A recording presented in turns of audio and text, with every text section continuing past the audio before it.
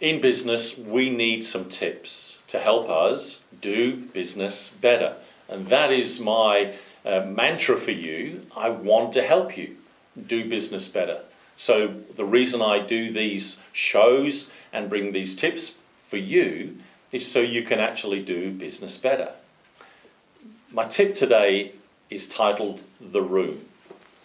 We all live in rooms, you know, bedrooms, lounge rooms, living rooms, office rooms, studio rooms, like I'm in right now with you. But the room I actually want to really focus on is your business room and how you describe it and how others describe it. And it's interesting to know that I hear this on a regular basis, the aspirational motivations of the business and the actual motivations of the business. And there is oftentimes a disconnect between the two. And we don't know it's happening. And we think that the values or the culture setting or the way we operate, everybody gets it, knows it, and understands it, and everybody's living in the room that I'm living in, and yet most of the time that is not true. And the test is this. Let me ask you this question. What do people say about you and the business when you are not in the room? It's a really interesting question to ask, and sometimes we don't ask that question and we assume that everybody agrees with me. Everybody's signed up for the mission, vision, purpose, values, strategy, implementation, mottos, focus, direction, business plan, growth, all those KPIs, MOUs, all the stuff that makes up our business that we have been telling and speaking into our business. But it's when we leave the business room and our supervisors, our staff, our customers, our suppliers are in that room when we are not. And it's interesting to find out what they say and what they think and how they operate and how they describe and outwork the values that they have, and are they cohesive with what we are trying to describe our business room to be. And this is the challenge that we have, because I have a culture, you have a culture, your business has a culture, people in the room that we're talking about today, your business room, have a culture, and oftentimes they are clashing with one another because we haven't developed the way to make the connections really work. And I want to ask you as business operators, if you can find a way to see what the room is saying about you when you are not in there. One of the really cool tools is a tool called SurveyMonkey. And you might set that up, anonymous entrance, and you might just set a whole bunch of questions in there, maybe 5 or 10, no more than that, and set some questions up about what people really think about the business room that you are describing. So whether you do that online, like SurveyMonkey is, or whether you do that written and people just don't put their names and you don't try to decipher their handwriting, so you think, oh, that was Fred and that was Jane and that was Sam.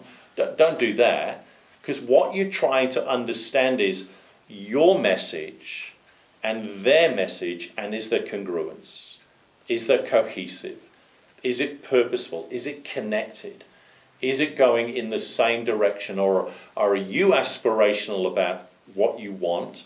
Are they aspirational about something entirely different? And there's a whole bunch of other values that are kind of sitting there that nobody really has identified, that this really is the cultural set of this business room. And that can trip us up. And so we're flying ahead going in a certain direction, and we've got our room that we don't know what's going on, and they're flying ahead and going on a different direction, and you only need to take a few degrees of difference that, 6 months down the track, the gap is really, really wide, and we wonder, how did we ever get there? And I've been in a situation where I was asked to go in, do a consultation, and bring part of an organization back that had moved quite dramatically over a number of years, and they finally realized, they are a long, long way from this. Oh no. Almost panic set in. It kind of got a little bit difficult, and they had to ask the director at the time to step aside, and they asked me to do some consulting work, and we had to really realign that whole dynamic of the business and bring it back into core, which we did, and it's still operating successfully today because that alignment became really true, and they understood they needed to keep it in that space. And when we do that, we will actually resolve the shadow business that is there matching our business. And we will change that so there won't be, the shadow won't be as deep and dark and as difficult. There'll still be some shadow there because we can't get everybody to live and breathe the way we are. But we can bring them closer to what really is the room that your business is. And most of the time it fails on this principle. It fails on clear, repeated communication. So the initial communication, we've had the big launch day, and then we forget all about it. We forget what it's all about, where we're going. And so I want you to really think about how you describe the room and how people are describing the room, your business room, when you are not in it, and what is the difference. And work on that, because I tell you what, don't react, don't get narky. Just say, I'm going to learn, because if we do this, there is another principle, together, alike, we are better. And that's really powerful to do. So let me help you do that, because I want to help you do business. So understand your room, understand your culture, understand the values, and work to bring them aligned so you really value the team that you're with, they value you, and it's going to be a great experience to do that. So understand your room, and you will do business better.